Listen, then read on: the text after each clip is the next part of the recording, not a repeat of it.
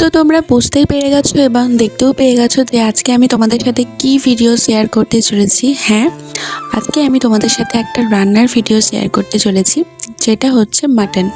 আমার মা খুব একটা মাটন রান্না করতে পারে না, আর আমার দিদান এসেছিল আমাদের বাড়িতে পুজোর সময়, জগদ্ধাত্রী পুজো ছিল তাই এসেছিল। তো ভাবলাম যে দিদানকে দিয়ে আজকে মাটনটা রান্না করায়। যদিও বা আমি মাটন খাই না, তাও বাড়ির সবার জন্য তো রান্না করতেই হতো, তাই জন্য দিদাই রান্নাটা করছে। ফার্স্টে আমি মশলাটা বেটেছিলাম, যা কিছু লাগে মশলা আমি অত কিছু জানি না। তারপরে দিদা কড়াইতে তেজপাতা দিয়ে দিয়েছিল, তারপর আলু দিয়ে দিয়েছিল, আর আলুগুলো না লাল লাল করে ভাজতে হতো, তার জন্য আমার দিদা একটু হলুদ ছিটিয়ে দিয়েছিল যাতে একটু তাড়াতাড়ি ভাজা হয়ে যায়।